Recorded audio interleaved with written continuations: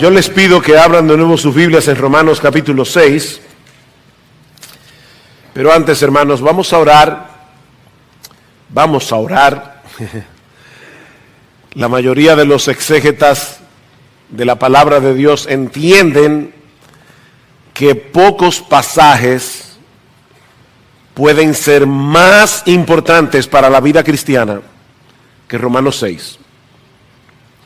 Así que vamos a pedirle al Señor que se complazca en bendecir su palabra a pesar de nuestra debilidad. Vamos a orar. Bendito Señor, nosotros sabemos que en nosotros mismos no tenemos la menor capacidad de predicar tu palabra de tal manera que opere con poder en el corazón de los hombres, en algunos para salvación, en otros para edificación.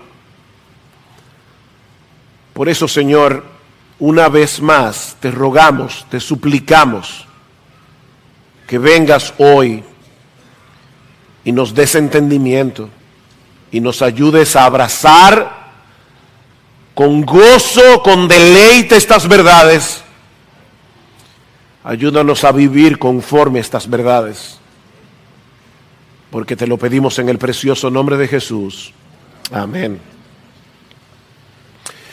A través de toda la historia de la iglesia, el evangelio de la justificación, solo por gracia, solo por Cristo, solo por medio de la fe, ha sido atacado tanto por los legalistas como por los antinomianos.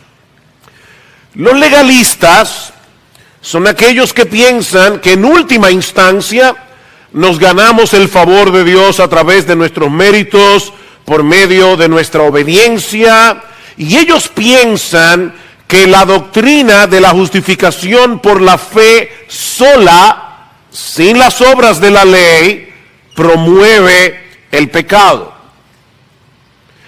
Cuando el legalista nos escucha predicar, proclamar que somos salvos únicamente por creer en Cristo y no por nuestra santidad personal, ellos llegan a la conclusión de que lo que estamos diciendo es que el cristiano puede vivir como le venga en ganas y aún así será salvo. Pero por el otro lado están los antinomianos. Esta palabra es una palabra compuesta, antinomos, que significa en contra de la ley.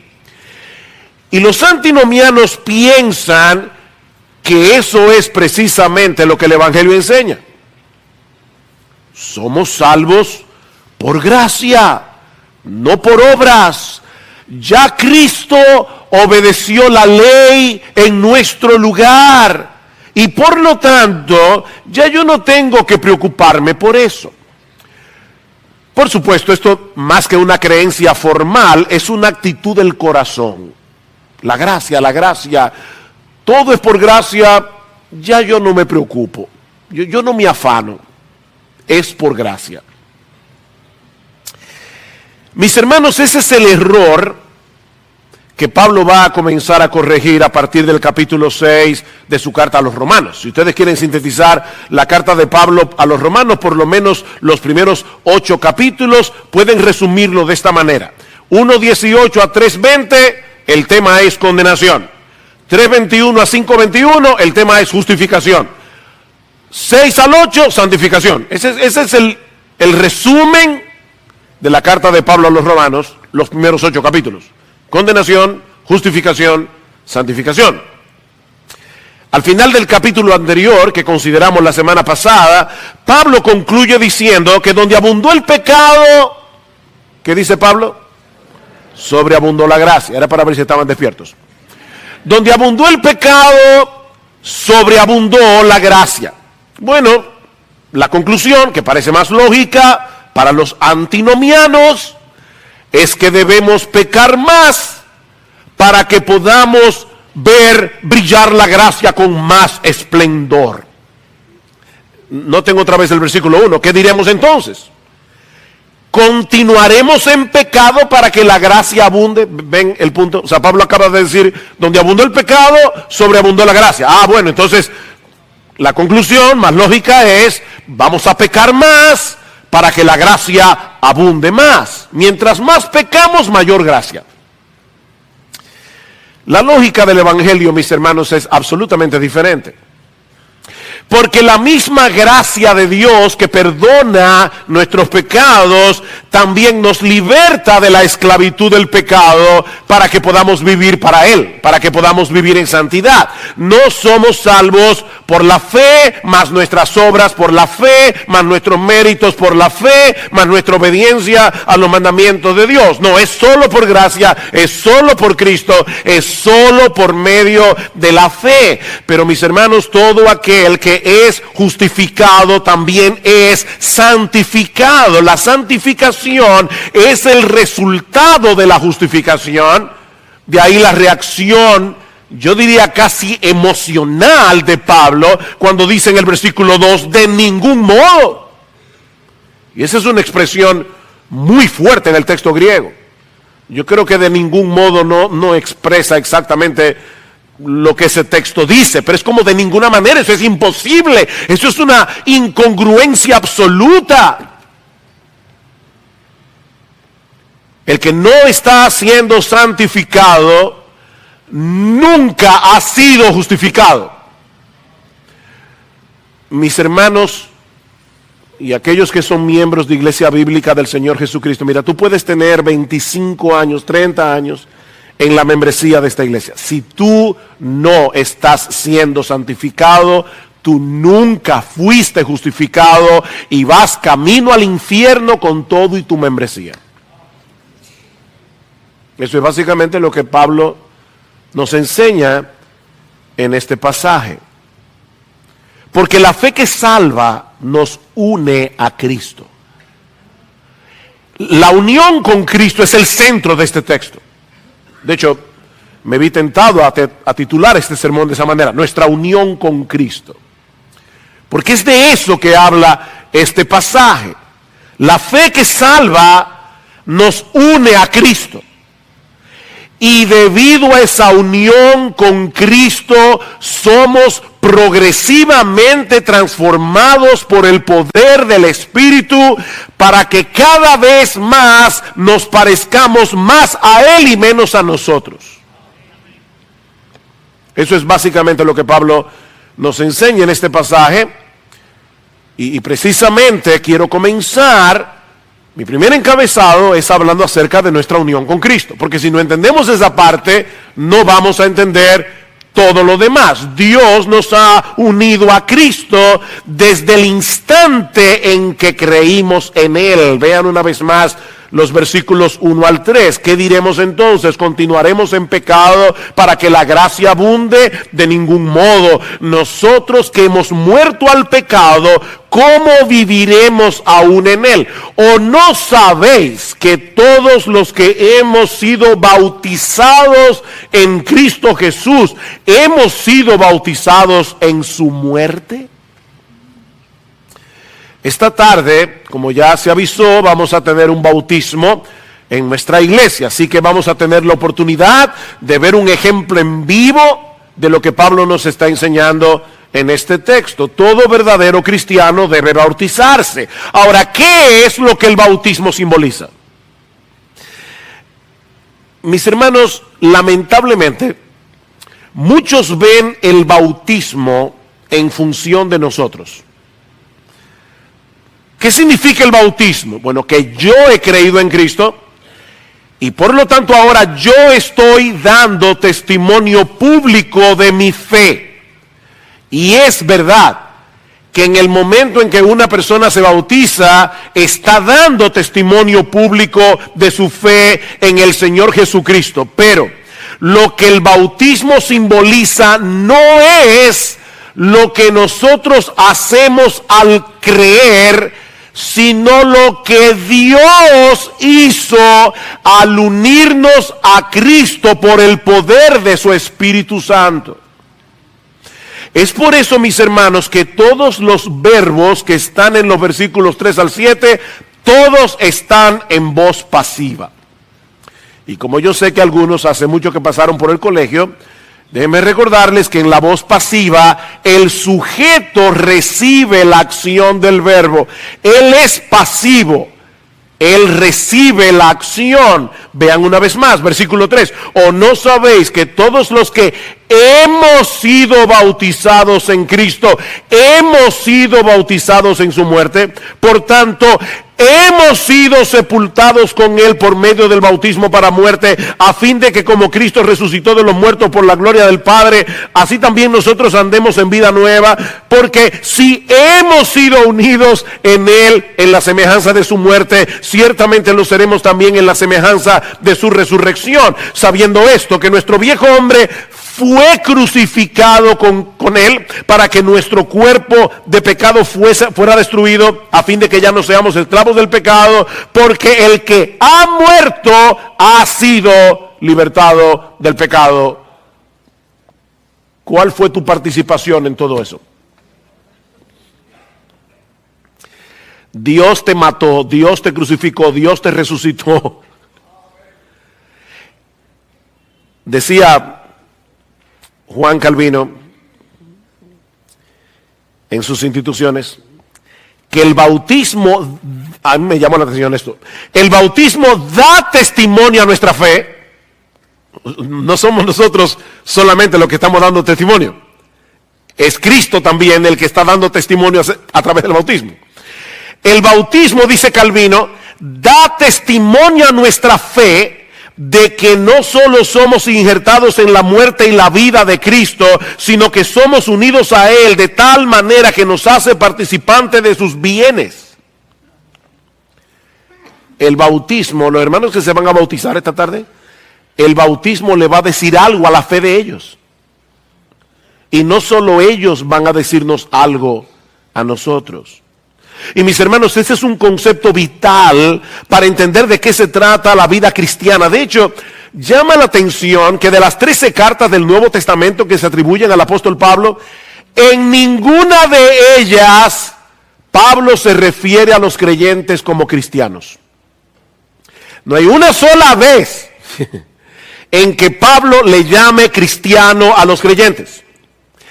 Pablo se refiere a los creyentes una y otra vez como aquellos que están en Cristo.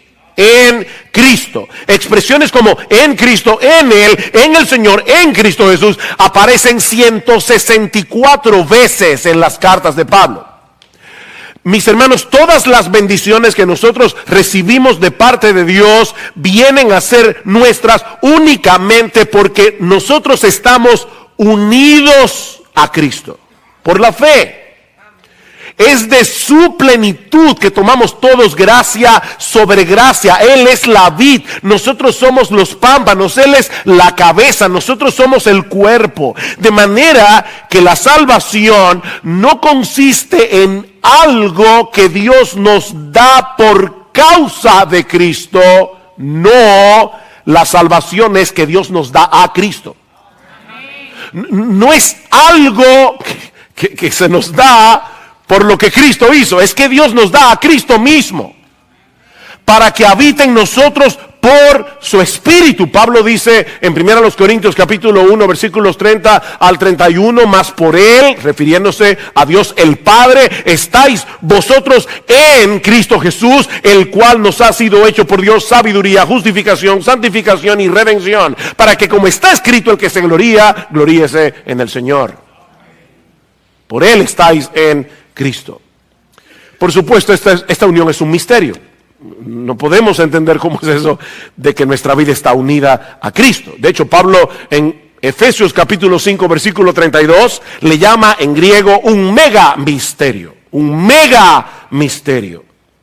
Pero es una realidad que todo cristiano debe entender y que todo cristiano debe abrazar con deleite. Una analogía que nos puede ayudar para entender este tema de la unión con Cristo es la del matrimonio, que es la que Pablo usa en Efesios capítulo 5. En Efesios 5, luego de citar Génesis capítulo 2, de que el hombre dejará a su padre y a su madre y se unirá a su mujer y los dos serán una sola carne, Pablo dice, grande es este misterio. Mas yo digo esto respecto de Cristo y de la iglesia. No del hombre y de la mujer, sino de Cristo y de la iglesia. Porque la unión en el matrimonio del hombre y de la mujer es una parábola viviente de la unión de Cristo con su iglesia.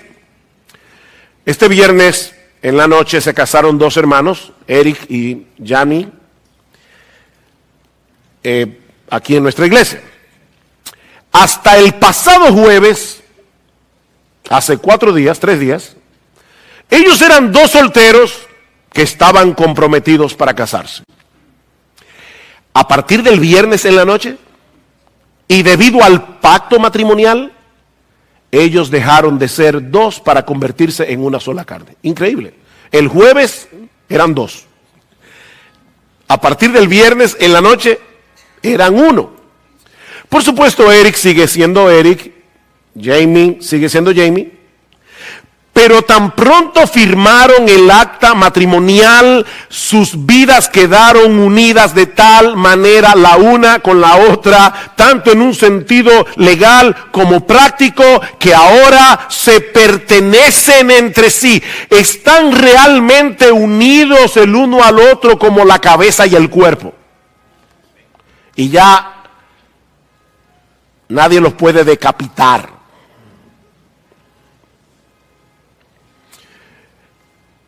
Ahora noten algo, eso no depende de lo que sienta el uno por el otro. Eso depende del pacto que ellos hicieron delante de Dios y de los hombres. Si dos esposos se están llevando bien, que es lo que debería ser, ¿verdad? Ellos van a demostrar esa unidad en una forma tangible. Pero si en algún momento esa relación llega a enfriarse, ¿saben qué? Siguen siendo uno, como quiera. Porque eso no depende de los sentimientos. Eso depende del pacto. Y eso es precisamente lo que ocurre entre el creyente y el Señor Jesucristo. En el momento en que un pecador se arrepiente y cree únicamente en Cristo para el perdón de sus pecados, Dios une su vida a la de Cristo con un vínculo que nada ni nadie puede separar. Jamás. Esa es la pregunta de Pablo en Romanos 8:35. ¿Quién nos separará del amor de Cristo? Y la respuesta obvia es nadie. Nadie. Ahora, nuestra comunión con Cristo puede fluctuar en un momento dado, pero nuestra unión con Él nunca cambia. Nunca cambia. Y eso tiene repercusiones muy profundas para nuestra vida cristiana práctica. Y eso nos lleva a la segunda enseñanza de este pasaje. Y es que por causa de nuestra unión con Cristo hemos muerto al pecado. Hemos muerto. Si ustedes pusieron atención a la lectura de este pasaje cuando Sigfrido la leyó, seguramente se habrán dado cuenta de las veces que Pablo nos dice en este pasaje que hemos muerto con Cristo. En el versículo 2 dice que hemos muerto al pecado. En el versículo 3 que hemos sido bautizados en su muerte. En el versículo 4 que fuimos sepultados con él por medio de su muerte en el bautismo para muerte. En el versículo 5 que hemos sido unidos a él, la Reina Valera del 60 tiene ahí una mejor traducción, dice que fuimos plantados, que fuimos injertados en él, en la semejanza de su muerte. En el versículo 6 dice que nuestro viejo hombre fue crucificado con él. Y luego menciona la palabra muerte o morir en los versículos 7, 8, 9, 10 y 11. El énfasis es más que evidente. Si tú eres cristiano, tu antiguo yo, descendiente de Adán, el que era un rebelde contra Dios, ha muerto. Nota luctuosa. Tu antiguo yo ha muerto. Eso quiere decir que ya Dios no te trata como un pecador culpable. Porque el antiguo yo que cometió todos esos pecados en rebeldía contra Dios, lo ejecutaron. Fue ejecutado. Y fue reemplazado por un nuevo tú, cuya vida está escondida en Cristo. Es por eso que ya no hay condenación para aquellos que están en Cristo Jesús, dice Pablo en Romanos capítulo 8, versículo 1. Ya no hay condenación. Pero eso quiere decir también que el pecado ya no puede gobernarte a su antojo, porque has cambiado de dueño. Hemos cambiado de ciudadanía. Recuerden, mis hermanos, lo que vimos el domingo pasado cuando hablábamos de los dos Adanes. El primer Adán, el del huerto del Edén. El segundo Adán o el postrer Adán, que es Cristo. Antes estábamos representados en el primer Adán como nuestra cabeza federal. Tanto la culpa como la corrupción que heredamos de Adán eran determinantes en nuestras vidas. A tal punto, mis hermanos, que ni tú ni yo podíamos dejar de pecar. No podíamos. De hecho, hasta cuando hacíamos lo bueno pecábamos. Porque tú no hacías lo bueno para que Dios se llevara la gloria, ni en dependencia del Espíritu Santo. Tú hacías lo bueno, ya sea para protegerte tú de algún mal o para llevarte tú la gloria. Así que ni cuando hacías lo bueno era bueno. Tú pecabas todo el tiempo y no podías dejar de pecar. Pero aquellos que han nacido de nuevo por la obra del Espíritu Santo, ahora están representados en otra cabeza, están representados en Cristo, le pertenecen a Cristo. En Adán estábamos bajo el dominio del reino del pecado y de la muerte. Ahora que estamos en Cristo, estamos bajo el dominio de la gracia y de la vida. Y eso debe ser evidente tanto en nuestro carácter como en nuestra conducta. Vean el versículo 2 una vez más. Pablo pregunta, ¿qué diremos entonces? ¿Continuaremos en pecado para que la gracia abunde? De ninguna manera. Nosotros que hemos muerto al pecado, ¿cómo viviremos aún en él? Es una pregunta retórica. Ahora, Pablo no está diciendo aquí que es imposible que los creyentes pequen. Eso lo vamos a ver dentro de un momento. Porque de ser así no habría ningún sentido en la exhortación del versículo 12. Cuando Pablo dice a estos mismos creyentes, no reina el pecado en vuestro cuerpo mortal. Que no pase eso. Más bien presentad vuestros miembros a la justicia, no al pecado. Es una exhortación. Lo que él está diciendo es que es una incongruencia moral que un creyente continúe viviendo una vida dominada por el pecado. Si tu antiguo yo, esclavizado al pecado, ha muerto, ¿cómo es posible que sigas viviendo como si estuviera vivo? Esa es la pregunta. El pecado sigue siendo un problema para el creyente, porque aún continúa siendo un enemigo peligroso del que debemos cuidarnos, pero ya dejó de ser nuestro rey. Ya dejó de ser nuestro rey. Alguien lo ilustra de esta manera. Supongamos que un ejército malvado tomara el control absoluto de un país, pero un ejército bueno viniera en su ayuda, expulsara a las fuerzas malvadas, enemigas de la nación, y regresara el gobierno del pueblo a su poder legítimo. Los ciudadanos de ese país ya no tendrían que obedecer a los generales de ese ejército malvado que los tenía tiranizados.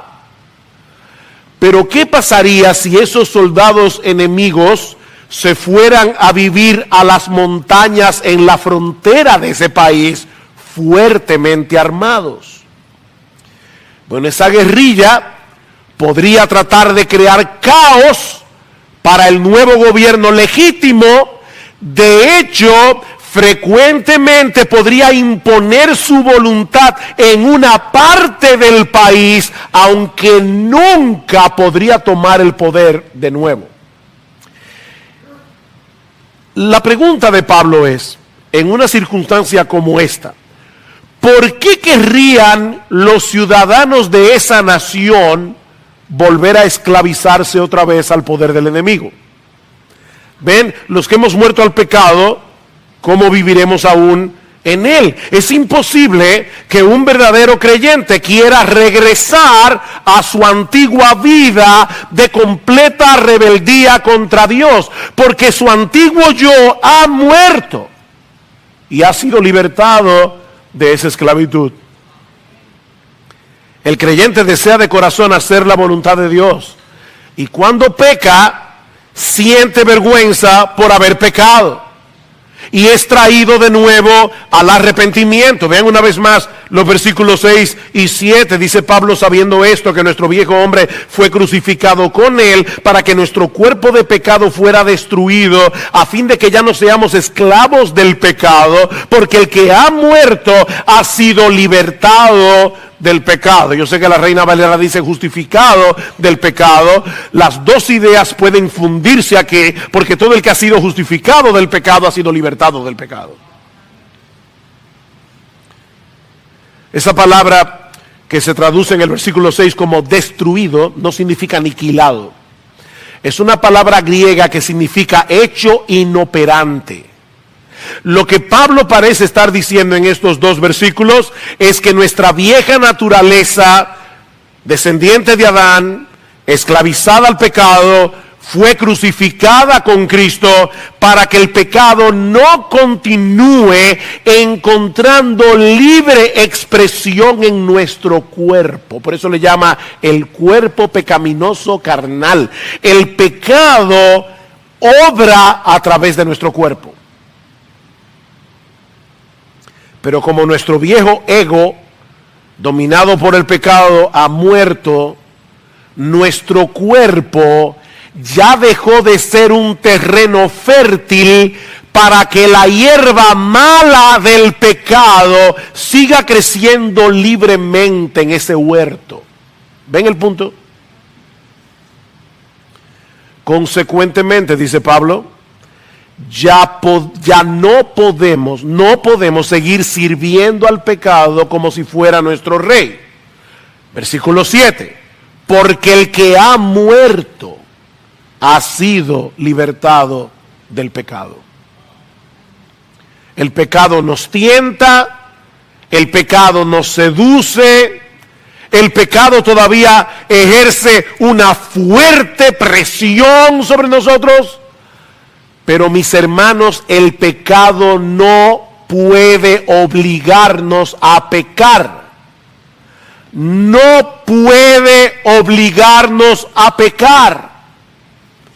Y cuando logra vencernos, porque hasta que lleguemos a la gloria, nosotros tendremos incongruencias en nuestras vidas, pero cuando Él logra vencernos, en vez de alegrarnos por haber hecho lo que queríamos hacer, y que era contrario a la voluntad de Dios, el creyente se avergüenza, el verdadero creyente se avergüenza de haber pecado contra su Señor, y tarde o temprano se vuelve a Él en arrepentimiento y fe. Es por eso, mis hermanos, que la vida cristiana es una vida de arrepentimiento y de fe. Eso no es en un momento de tu vida, cuando te convertiste. Es una vida de arrepentimiento y de fe. La buena noticia, digo, ya esa es muy buena, pero hay otra mejor. Es que el creyente no solo ha muerto al pecado, sino que por causa de nuestra unión con Cristo, ahora está vivo para Dios. Hemos muerto al pecado, y esta es nuestra tercera enseñanza, pero por causa de nuestra unión con Cristo, ahora estamos vivos para Dios. Estar unidos a Cristo significa que todo lo que le sucedió a Él, nos sucedió a nosotros misteriosamente. Y Cristo no solo murió en una cruz por causa de nuestros pecados, sino que también resucitó al tercer día. Y nosotros, los creyentes, que morimos juntamente con Él, también resucitamos juntamente con Él para vivir en novedad de vida. Vean el versículo 4, otra vez.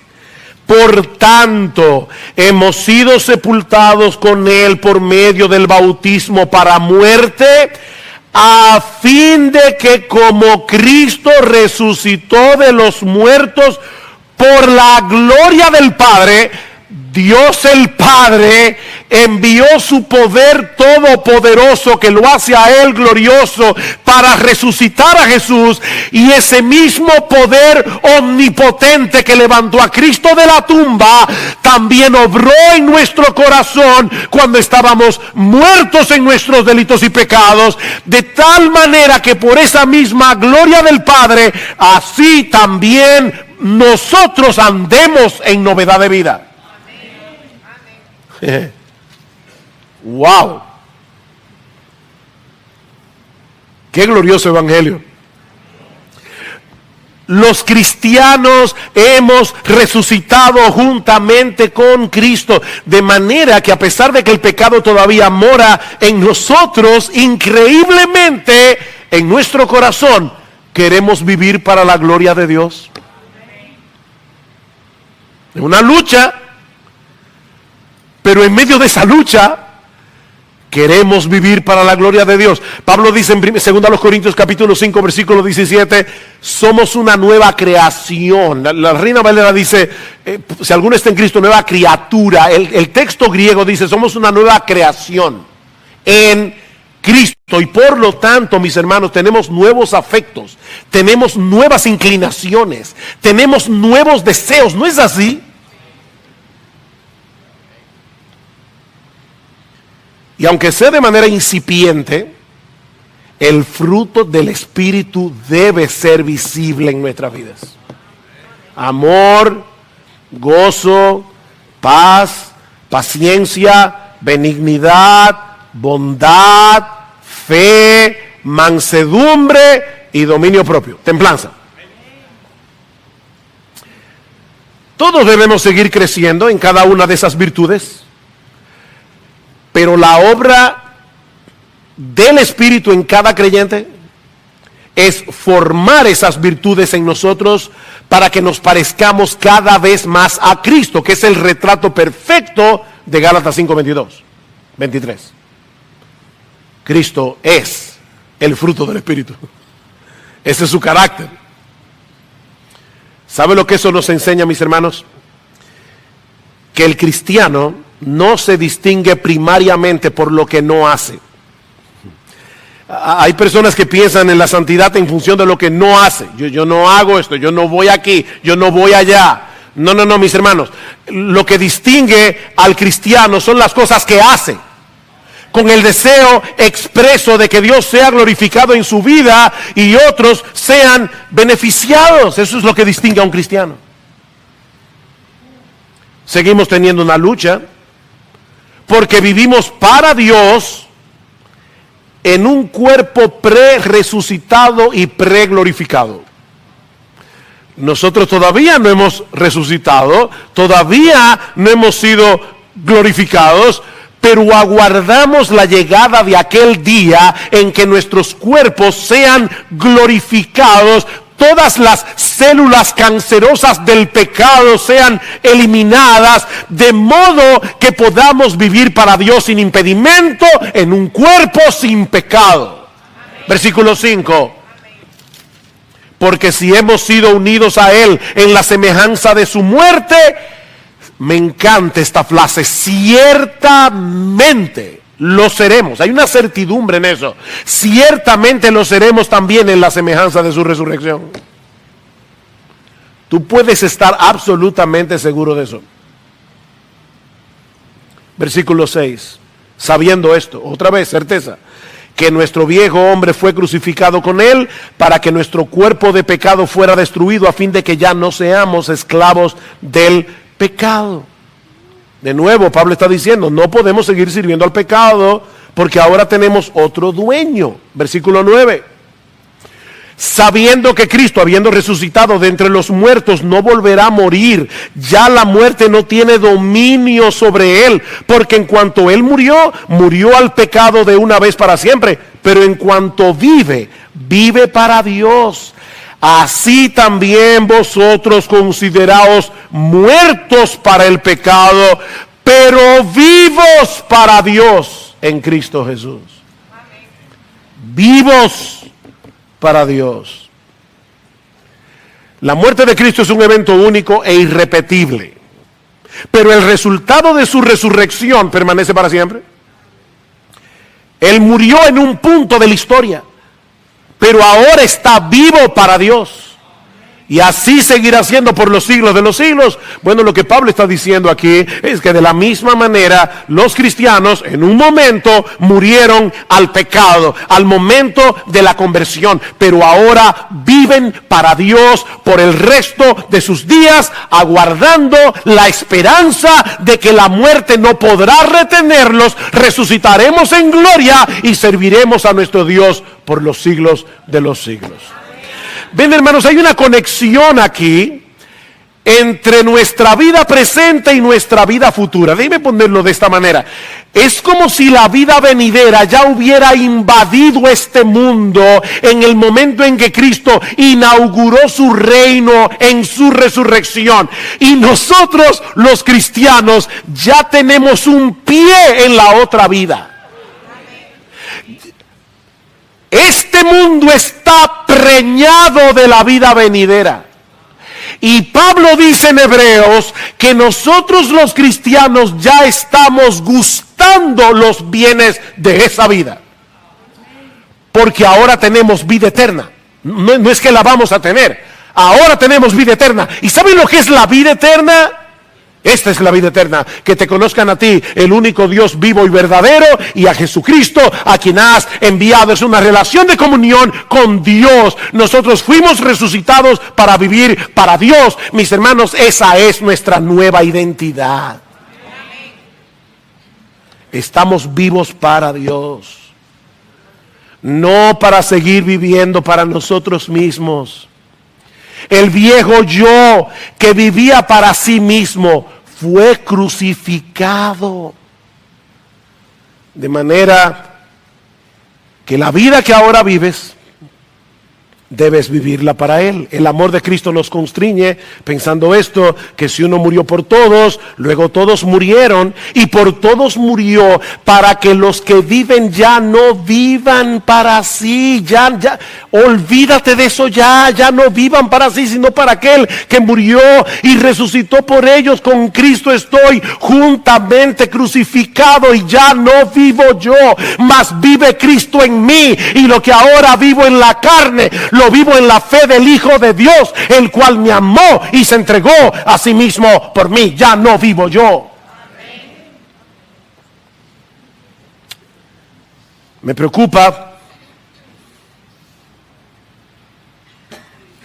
cuando veo a muchos cristianos que profesan ser cristianos enarbolar continuamente la bandera de la libertad cristiana,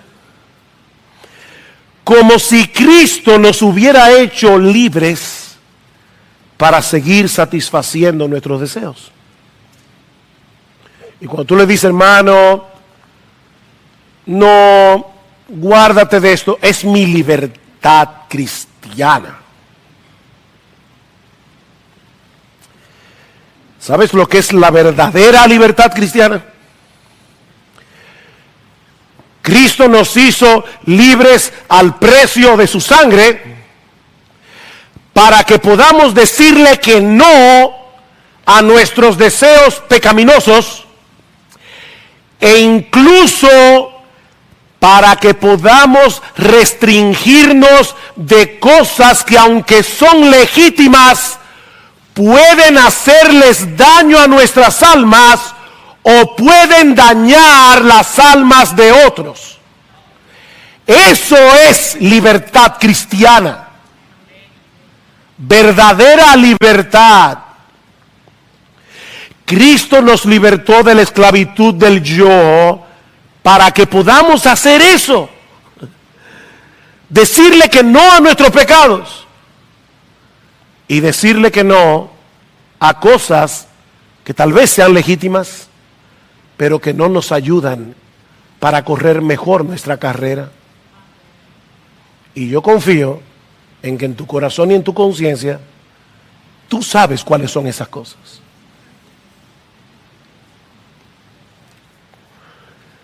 Mira, Si tú no puedes hacer eso, si tú no puedes decirle que no a tus deseos, no puedes hacerlo. La razón es que aún sigues siendo esclavo de tu viejo yo, lo que quiere decir que tú no eres cristiano. Tú no eres cristiano. Para los cristianos es una lucha decir que no. Yo lo sé por experiencia, es una lucha. Pero ¿saben por qué se reconoce al cristiano? Porque están luchando. Porque están luchando. Y cuando se caen, vuelven y se levantan en arrepentimiento y regresan al campo de batalla para seguir peleando. Es eso lo que identifica a un verdadero cristiano. ¿Y sabes cuál es la clave para pelear bien esta batalla? Eso me lleva a mi cuarta y última enseñanza de este pasaje. Entender nuestra identidad en Cristo y vivir conforme a ella. Los cristianos debemos abrazar, vivir y disfrutar los resultados de nuestra unión con Cristo. Vean una vez más el versículo 11. Así también vosotros consideraos muertos al pecado, pero vivos para Dios en Cristo Jesús. Considérense así, mírense así. Cuando ustedes piensen en ustedes, piensen en ustedes como personas que han muerto al pecado y que resucitaron para Dios. A lo largo de este pasaje, Pablo ha estado insistiendo en que hay cosas que los cristianos debemos saber. ¿Se dieron cuenta? Versículo 3. ¿O no sabéis que todos los que hemos sido bautizados en Cristo hemos sido bautizados en su muerte? Versículo 6. Sabiendo esto, que nuestro viejo hombre fue crucificado. Versículo 9. Sabiendo que Cristo, habiendo resucitado de los muertos, no volverá a morir. Debemos saber eso. Pero ahora Pablo nos dice en el versículo 11, no solo que debemos saber eso, no solo que debemos entender lo que ha sucedido con nosotros por causa de nuestra unión con Cristo, sino que debemos abrazar con gozo los resultados de esa unión. Hemos muerto al pecado, estamos vivos para Dios. A veces he estado en iglesias o conferencias donde se habla del tema de la santidad y al final del servicio, buenos hermanos, no estoy juzgando al que lo hace, pero buenos hermanos hacen un llamado a los cristianos a volver a consagrar sus vidas a Cristo. Y muchos hermanos vienen al frente. Personalmente, yo no creo que esa práctica produzca ni verdadera consagración ni verdadera santidad en la vida de los cristianos. Y de hecho creo que muchas veces sin quererlo se produce cierta manipulación, vuelvo y repito, sin quererlo, y muchos pasan al frente en ese momento emotivo. Mis hermanos, eso no produce santidad. Lo que produce santidad es que tú te recuerdes día tras día, tras día, tras día, hasta que te mueras. ¿Quién eres tú en tu unión con Cristo? Consideraos muertos al pecado. Entiende de una vez por todas que esa es tu identidad. ¿Y sabes por qué Pablo dice eso? Porque él sabe que nosotros tendemos a olvidar quiénes somos en nuestra unión con Cristo, sobre todo en esos momentos en que estamos siendo fuertemente tentados a pecar. Nosotros somos como esos esclavos que fueron libertados durante la guerra de secesión, durante la guerra civil americana. Abraham Lincoln firmó el acta de emancipación el 1 de enero del año 1863. Y en ese momento, con la firma del presidente, 3.5 millones de esclavos fueron legalmente libertados en los Estados Unidos de Norteamérica. Pero ¿saben qué pasó en la práctica? Que a muchos de esos hombres y mujeres les resultaba difícil asumir su nueva identidad de hombres libres. Y cuando escuchaban de nuevo la voz de sus amos, temblaban. Temblaban. Eran libres legalmente, pero es como si estuvieran esclavizados todavía en el corazón. Mis hermanos, eso es exactamente lo que pasa con muchos cristianos en medio de la tentación. Se nos hace difícil recordar nuestra nueva identidad en Cristo. Y si en tu vida pasada tuviste alguna adicción, ya sea a la comida, al alcohol, al cigarrillo, a las drogas, a la pornografía, a cualquier cosa, al juego, mi hermano, tú debes entender que Cristo te libertó de esa esclavitud. Cristo te libertó, pero esas sustancias o esas actividades siguen allí, no se han evaporado del mundo. Y debido a tu vida pasada, debes entender que tú generaste una debilidad, generaste un apetito particular por esas cosas, y vas a tener que mantener una vigilancia continua y alejarte lo más posible de todas ellas. Pero fuiste libertado.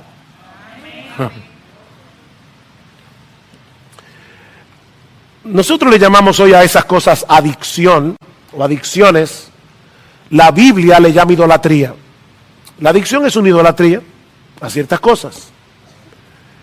¿Y saben lo que dice la Biblia? Primera de Juan, capítulo 5, versículo 21.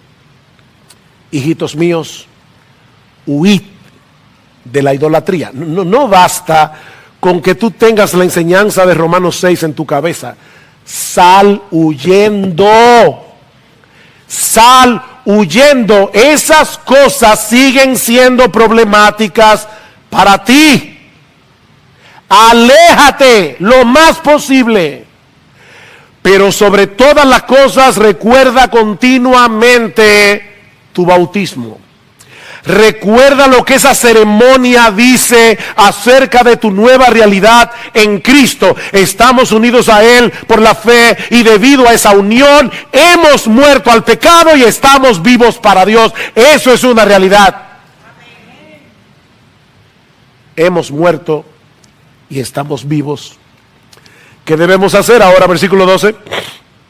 Por tanto, aquí está la conclusión: no reine el pecado en vuestro cuerpo mortal, para que no obedezcáis sus lujurias, ni presentéis los miembros de vuestro cuerpo al pecado como instrumentos de iniquidad. ¿Ustedes creen que en la iglesia de Roma no habían ex adictos a algo?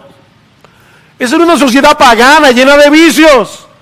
Y Pablo les está diciendo: ya no presenten vuestro cuerpo mortal para obedecer sus lujurias. Ni presentéis los miembros de vuestro cuerpo al pecado como instrumentos de iniquidad, sino presentaos vosotros mismos a Dios como vivos de entre los muertos y vuestros miembros a Dios como instrumentos de justicia. Negativamente, Pablo nos dice que no debemos permitir que la fuerza guerrillera del pecado vuelva a tomar control de nuestro cuerpo, aunque sea momentáneamente. Sigue en pie de guerra, en dependencia del Espíritu Santo, porque ahora, mi hermano, aunque tú no lo creas, porque el pecado te hace creer que no puedes, tú puedes decirle que no a los deseos carnales que batallan contra el alma. Puedes decirle que no. Miren, a veces es una guerra que te da taquicardia. Tú sudas. Yo me he visto a mí mismo en ese trance. Tú estás allí con el pie para que el diablo no abra la puerta, pero no es que tú estás ahí tranquilo. No es tranquilamente. Tú estás sudando esa batalla. Señor, en dependencia tuya, por favor, no me dejes quitar este pie de ahí. Y el diablo es tan malo y tan engañador que te dice, tú si eres hipócrita, tú estás loco por hacerlo. Ya que te ensucies un poco más. No, mientras tú no quites el pie de ahí, tú no has pecado, tú has entrado en tentación, que son dos cosas diferentes.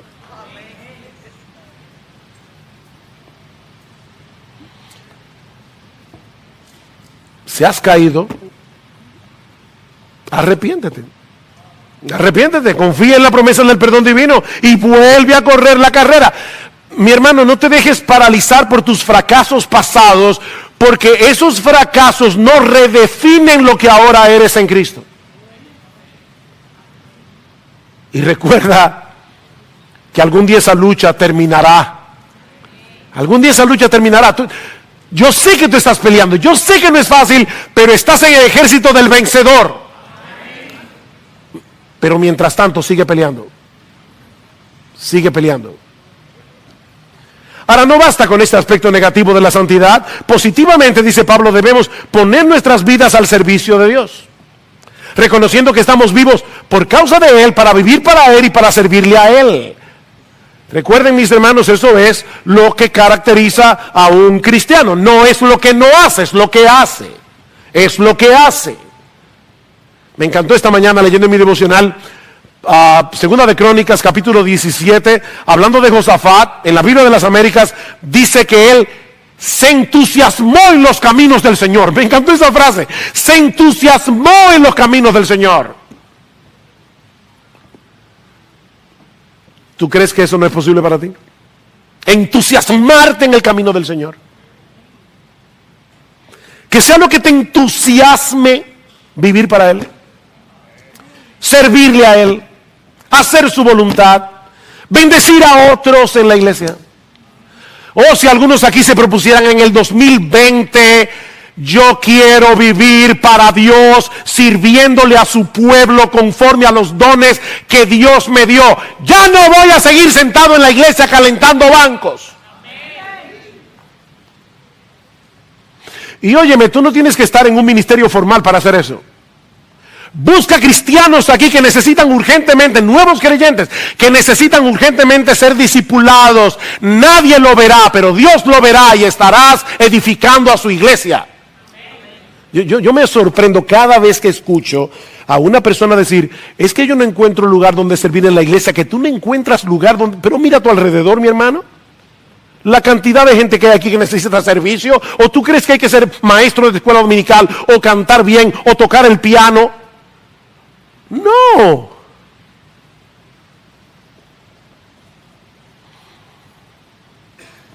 Aquellos que quieren ser útiles en el reino de Dios no tienen tiempo para estarse preguntando qué tan al borde del precipicio del pecado pueden vivir y seguir siendo cristianos. No, ellos quieren estar en buena forma para correr bien esta carrera hasta el final. No porque están tratando de ganarse su salvación, sino porque han entendido lo que significa vivir en el reino de la gracia.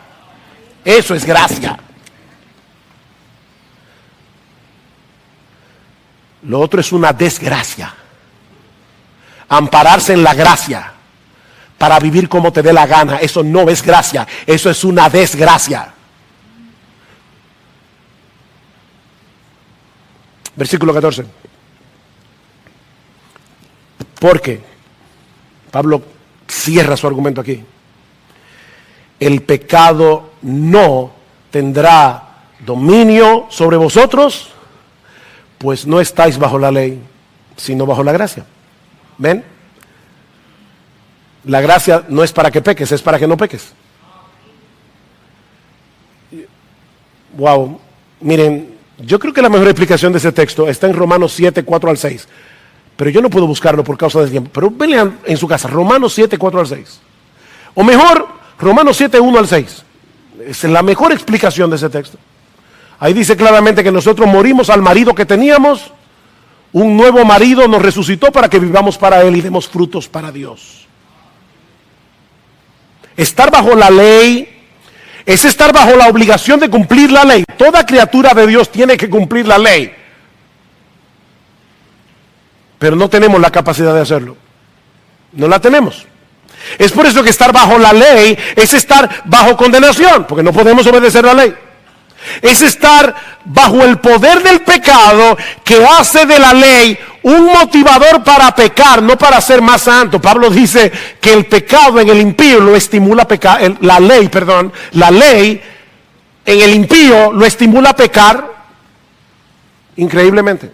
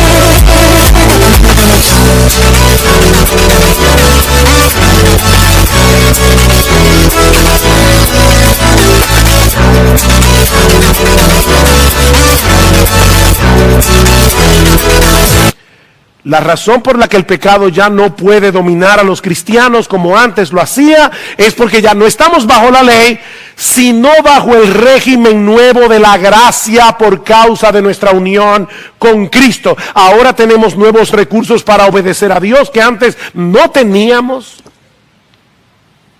Y no por temor a ser condenados, sino por la gratitud de saber que ya Cristo pagó nuestra deuda con la justicia de Dios y nos libró de la esclavitud del pecado. Para concluir y para resumir lo que hemos visto hoy, ¿cómo puedo yo evaluar si yo estoy unido a Cristo objetivamente? ¿Cómo yo puedo evaluar eso objetivamente? Que yo de verdad estoy unido a Cristo, a pesar de que todavía peco. 3 cosas. Por el deseo sincero que tengo en mi corazón de obedecer y servir a Dios. Por la lucha que percibo en mi alma para no pecar. Y por el dolor que me causa el hecho de haber pecado. Y cómo ese dolor y vergüenza me llevan al arrepentimiento una y otra vez. Todo aquel que ha sido unido a Cristo aborrece el pecado y ama la obediencia. Todavía el pecado nos resulta seductor y placentero, pero ahora tenemos una nueva capacidad que antes no teníamos para decirle que no, mientras disfrutamos del nuevo placer de la obediencia. El verdadero creyente nunca llegará a ser perfecto en esta vida, pero desea hacerlo. Desea hacerlo. Imagínate un muchacho que se está recuperando de una pierna rota. Ya le quitaron el yeso, pero todavía está ahí debilón. Y él está mirando los Juegos Olímpicos. Le encanta ver a los atletas correr, saltar, y en su corazón él tiene la voluntad de hacerlo, pero no puede correr esa velocidad. No puede subir tan alto todavía. Su limitación física no se lo permite. Bueno, hermanos, de la misma manera los creyentes desean en su corazón obedecer perfectamente a Dios como Cristo lo hizo, pero por más que lo intentan, su desempeño nunca será perfecto por causa del pecado que todavía mora en ellos. Él obedece, pero no perfectamente. Pero ¿saben qué? No por eso dejan de esforzarse, anhelando con esperanza la segunda venida en gloria de nuestro Señor Jesucristo, sabiendo que en aquel día Él transformará el cuerpo de la humillación nuestra para que sea semejante al cuerpo de la gloria suya. Amén. Y ahora yo te pregunto, a ti que profesas ser cristiano, ¿es evidente en tu vida un sincero deseo un sincero deseo de ser cada vez más como Cristo y cada vez menos como tú.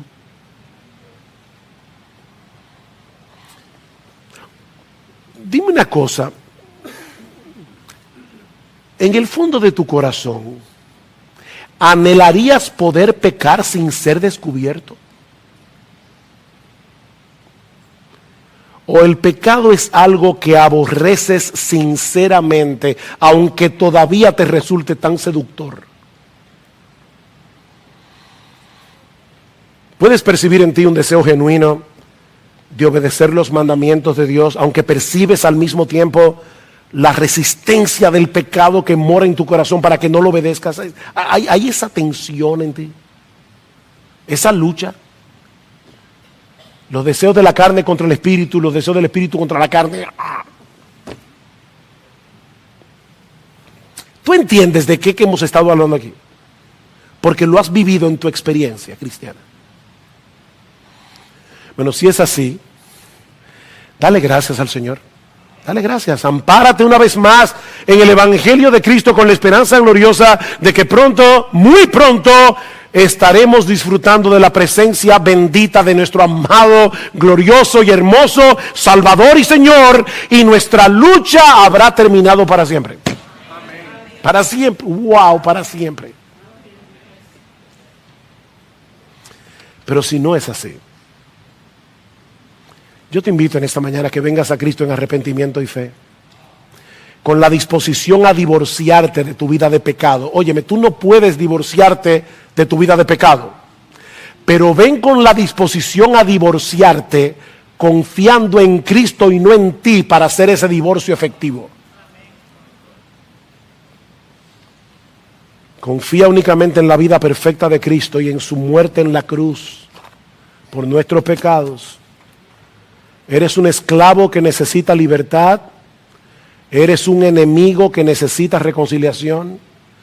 Eres un condenado que necesita absolución. Y eso solo será posible si te acoges a la gracia de Dios en Cristo por medio de la fe. La buena noticia del Evangelio es que hay perdón y vida eterna en Cristo para todo aquel que cree.